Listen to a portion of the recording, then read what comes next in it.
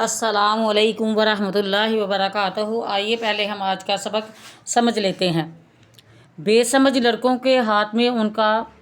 وہ مال مت دے دو کہ جس کو اللہ تعالیٰ نے آدمیوں کے لیے روزی کمانے کا ذریعہ بنایا ہے، بلکہ اس کی پوری حفاظت رکھو اور یہ اندیشہ ہلاکت سے بچاؤ، اور جب تک انہیں نفع نقصان کی سمجھ نہ آئے اس وقت تک ان کو اس میں سے کھلاؤ اور پہناؤ، اور تسلی کرتے رہو کہ یہ سب مال تمہارا ہی ہے، ہم تمہاری خیرخواہی کرتے ہیں، جب سمجھدار ہو جاؤ گے تم کو ہی دے دیں گے۔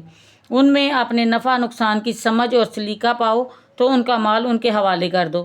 آزمانے کی عمدہ صورت یہی ہے کہ کم قیمت معمولی چیزوں کی ان سے خرید و فروخت کرائی جائے اور اس کا طریقہ ان کو بتایا جائے، اور اگر بالغ ہو کر بھی اس میں ہوشیاری نہ آئے تو امام ابو حنیفہ کا یہ مذہب ہے کہ 25 برس کی عمر تک انتظار کرو، اس درمیان میں اگر اس کو سمجھ آ جائے مال اس کے حوالے کر دو، ورنہ 25 سال پر ہر حال میں اس کا مال اس کو دے دو۔ یتیم کے مال کو ضرورت سے زیادہ خرچ کرنا منع ہے، مثلا 1 پیسے کی جگہ 2 پیسے خرچ کر دو، اور یہ بھی منع ہے کہ اس بات سے گھبرا کر کے یتیم بڑے ہو کر اپنا مال ہم سے لے لیں گے، خرچ کرنے میں جلدی کرنے لگو۔ سرپرست یتیم کے مال کو اپنے خرچ میں نہ لائے، اور اگر یتیم کی پرورش کرنے والا محتاج ہو تو اپنی خدمت کرنے کے موافق ضرورت کے مطابق خرچ کر لے، مگر مالدار کو کچھ بھی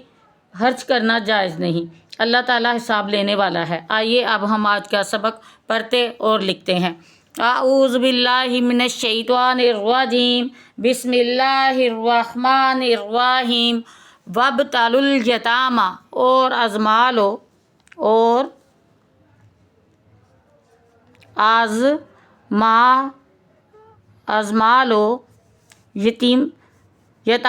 یتیموں کو،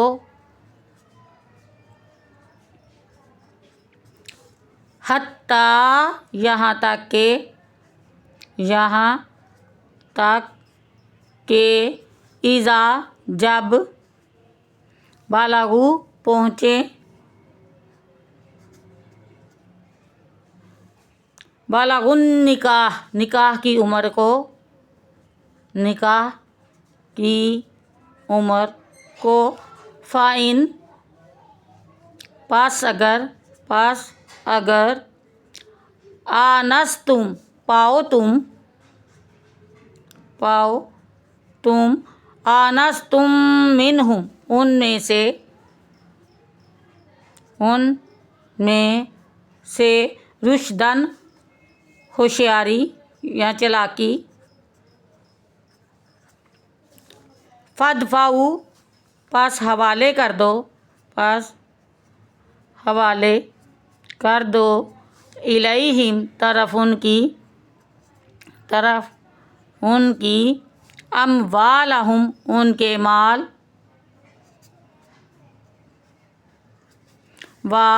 اور لا نہ تأکلوہا نہ تم کھاؤ ان کو، یعنی کہ اس مال کو، اور نہ تم کھاؤ اس کو، اسرافا و جلدی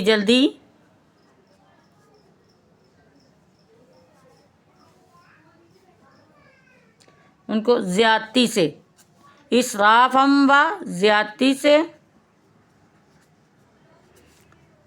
اور بدارن جلدی، این یکبروا یہ کہ بڑے ہو جائیں،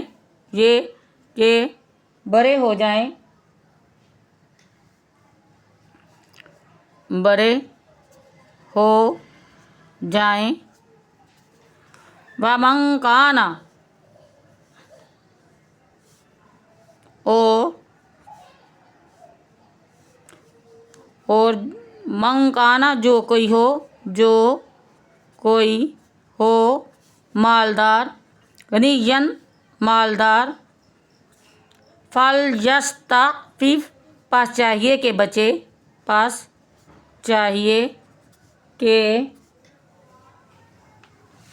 بچے، یعنی کہ یتیم کا مال نہ کھائے، اور من کانا جو کوئی ہو فقیر و محتاج، غریب، جو چاہے لکھ لیں،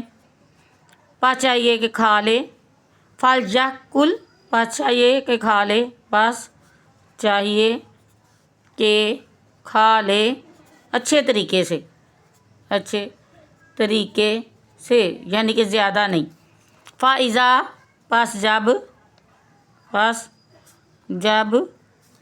दफ़ाक तुम हवाले कर दो तुम इलैहिम तरफ उनकी अमवालहुम उनके माल फ़अशहिदु पास गवाह बना लिया करो, पास गवाह बना लिया करो, अलैहिम ऊपर इसके, और कफ़ा काफ़ी है, बिल्लाही अल्लाह ताला, हसीबा हिसाब लेने वाला। आइए अपना सबक एक दफ़ा दोहरा लें। वब्तलुल यतामा हत्ता इज़ा बलगुन निकाह फ़इन आनस्तुम मिनहुम रुश्दन फदफ़उ इलैहिम अम्वालहुम वला ताकुलूहा इस्राफ़न व बिदारन अन यकबरू